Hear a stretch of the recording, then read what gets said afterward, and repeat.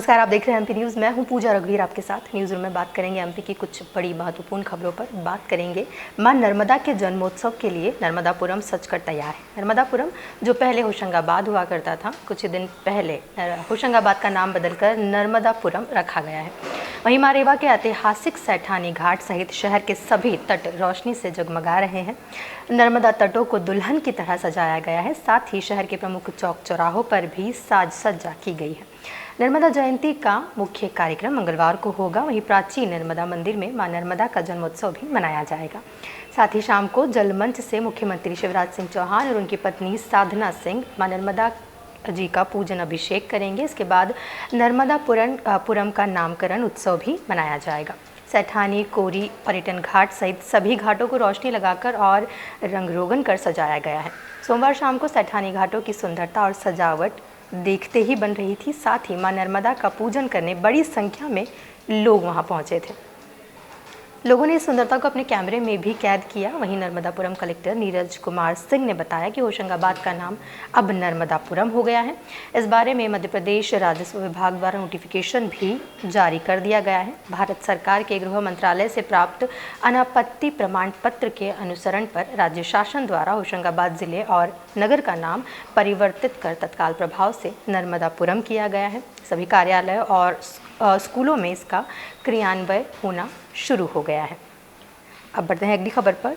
पूर्व मंत्री और कांग्रेस के वरिष्ठ नेता बालेंदु शुक्ला की पत्नी के बैंक लॉकर से 1 करोड़ से ज़्यादा के जेवर गायब होने का सनसनीखेज मामला सामने आया है।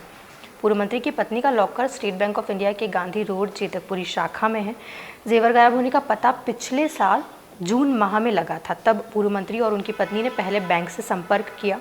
पूर्व मंत्री का कहना है कि बैंक प्रबंधन ने कहा कि इस मामले में कोई कार्रवाई नहीं हो सकती। इसके बाद उन्होंने अक्टूबर माह में एसपी ऑफिस पहुंचकर शिकायत की, लेकिन वहां भी कोई सुनवाई नहीं हुई। तब शुक्ला ने आरटीआई कार्यकर्ता आशीष चतुर्वेदी को ये सारी बात बताई। चतुर्वेदी ने इसे लेकर पुलिस अफसरों से चर्चा की, तब इस मामले का खुलासा हुआ।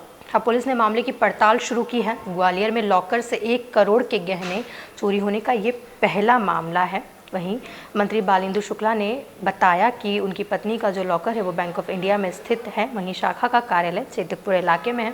बैंक में लॉकर नंबर 111 उनके नाम पर अलॉट है। उन्होंने अपने पुश्तैनी गहने वाले जेवर लॉकर में ही रखे थे, जिसकी कीमत 1 करोड़ रुपए से भी ज़्यादा बताई जा रही है। वहीं 26 फरवरी 2020 को उनकी पत्नी ने जेवर इस्तेमाल करने के बाद बैंक लॉकर में रख दिए थे।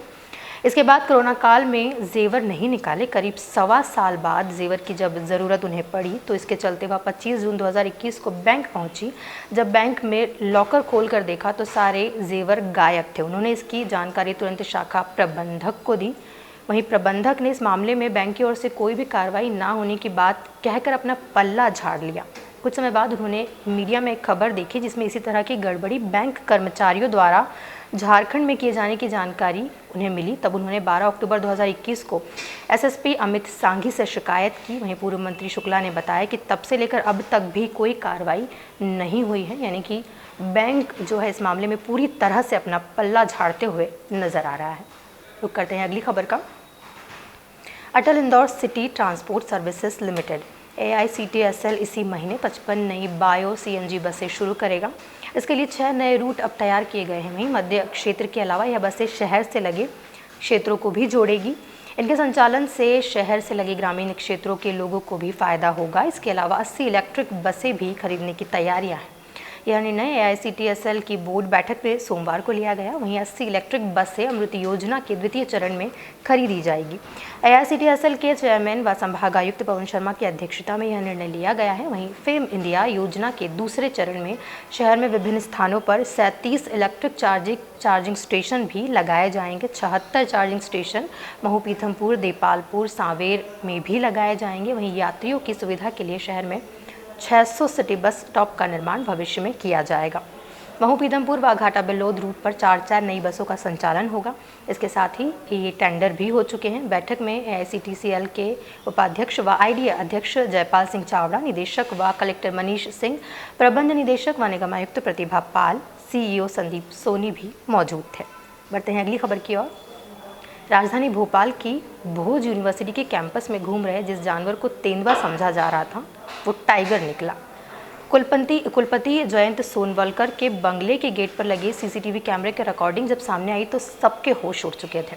टाइगर बंगले की बाउंड्री वॉल के अंदर 1 घंटे तक घूमता रहा। वहीं रविवार रात को भी कैंपस में उसका मूवमेंट देखा गया। कुलपति सोनवलकर का बंगला कैंपस में ही है। वहीं शनिवार रात करीब 12:30 बजे बंगले की बाउंड्री वॉल के अंदर किसी हिंसक जानवर के घुराने की आवाज़ उन्हें सुनाई दी, जिसके बाद कुलपति और उनका परिवार सहम गया। तो रात 1:30 बजे वो जानवर वहीं घूम रहा था। रात में ही उन्होंने वन विभाग को सूचना दी। जब तक टीम मौके पर पहुंची तब तक जानवर वहां से फिर से निकल चुका था।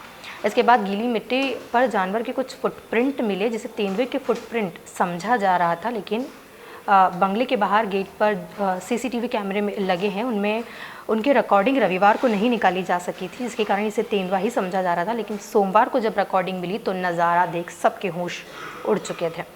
जिस जानवर को तेंदुआ समझा जा रहा था वो टाइगर था। वहीं करीब 1 घंटे तक कुलपति के बंगले के बाहर बाउंड्री वॉल के भीतर ही टाइगर घूम रहा था। आखिर वन विभाग कितनी सक्रियता दिखाता है इस टाइगर को पकड़ने में, ये कुछ ही समय में पता चल जाएगा। ये थी कुछ महत्वपूर्ण खबरें। बाकी खबरों के लिए बने रहें एमपी न्यूज़ के साथ। नमस्कार। एमपी की नब्ज, एमपी का हाल, मध्य प्रदेश की हर खबर एमपी न्यूज़ टीवी के साथ। लगातार खबरों के लिए सब्सक्राइब करें हमारा YouTube channel MP news TV. Latest updates के लिए बेल आइकन दबाना जरा भी न भूलें।